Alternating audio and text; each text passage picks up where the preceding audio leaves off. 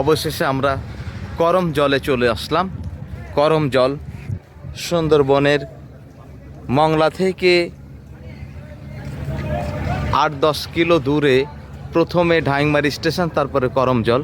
এই করম জলে আমরা এসেছি। এখন করম জল ট্যুরিজম খুবই দেখার মতো, চতুর্দিকে বন। আমরা এখন বনটা ঘুরে ঘুরে দেখব।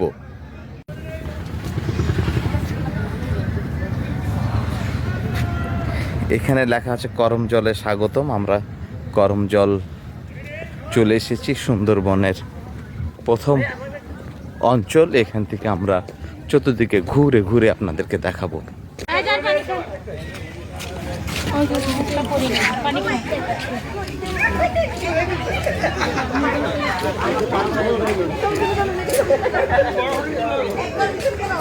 এখন আমরা দেখবো যে ই করবে, গুতা মারবে।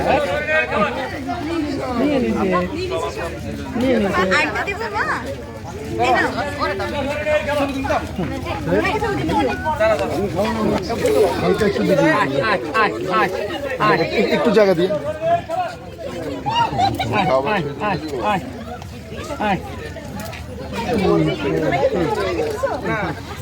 করম জল মূলত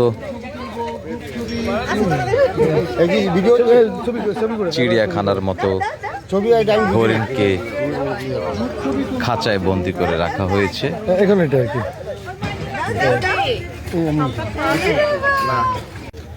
কাঁকড়া গাছ এটাকে বলতেছে, যে প্রচুর কাঁকড়া গাছ, প্রচুর ছোট ছোট পাতা,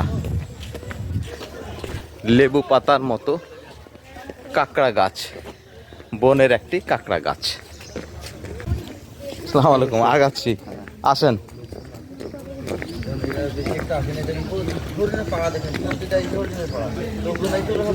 সুন্দরী গাছ। যেতে যেতে পথে একটা বানরের দেখা পেলাম। বানর বাবা, তুই কি করিস? প্রত্যেকটি গাছের সাথে দেখুন শ্বাসমূল গুলা কিভাবে তৈরি হয়ে রয়েছে। বানর দেখা যাচ্ছে গাছে, বানর দেখা যাচ্ছে গাছে।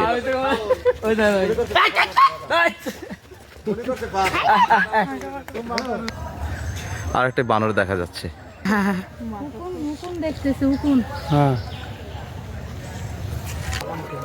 ওয়াচ টাওয়ার, করম জলের ওয়াচ টাওয়ারে আমরা এখন উপরে উঠবো।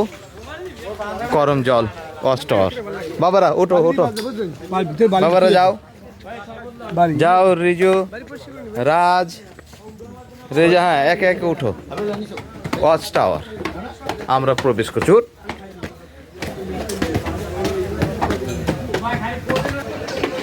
আমরা করম জলের ওয়াচ টাওয়ারে উঠে গিয়েছি। আমরা ওই দিকের ট্রেলটা ধরে আমরা সোজা চলে যাব গহীন বনে। একটা বানর দেখা যাচ্ছে।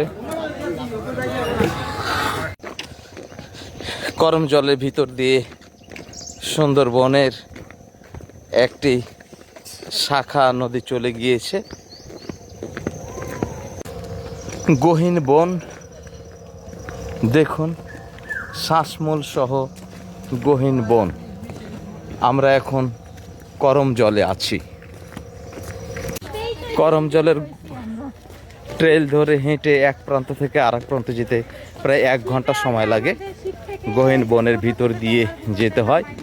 এই ট্রেল ধরে আমরা একেবারেই 1 ঘন্টা পথ পাড়ি দিয়ে আবার মূল পয়েন্টে চলে যাব করম জলের। চলো বাবারা চলো। আমরা করম জলের একটি ম্যাপ দেখতে পাচ্ছি। করম জলে এসেছে, এখানে দেওয়া আছে কুমিরের ডিম। এই যে দেখুন কুমিরের ডিমগুলো কেমন। আবার এখানে দেওয়া আছে মা বাঘের পার্শ্বে পুরুষ বাচ্চার পাগ মার্ক। এই যে পায়ের ছাপ কেমন হয় সেটা, বাঘের নখগুলা দেওয়া আছে। তারপরে সুন্দরী গাছের শ্বাসমূলগুলা কেমন হয়, এই যে শ্বাসমূল এখানে একটু দেখাতে চাই আপনাদেরকে। এই খুলনার রেঞ্জ কলা বগি, এরপরে আছে খুলনা করমজল, তারপরে হাড়বাড়িয়া, এইদিকে চাঁদপাই রেঞ্জ, তারপরে আন্দার মানিক, দেখুন আন্দার মানিক, ওইদিকে আছে শরণখোলা রেঞ্জ, তারপরে আছে ওইদিকে কচিখালি, তারপরে আছে কটকা, তারপরে দেখুন দুবলা, তারপরে আছে হিরন পয়েন্ট, তারপরে কালীর চর, তারপরে লাস্টে মান্দারবাড়িয়া, এরপরে আছে পটনির দ্বীপ, এরপরে হলদি বনিয়া। এইভাবে সুন্দরবনের পুরো ম্যাপটা এখানে দেওয়া আছে। করমজল থেকে আমি বিদায় নিচ্ছি। আমি মোহাম্মদ আব্দুর রশিদ। আসসালামু আলাইকুম।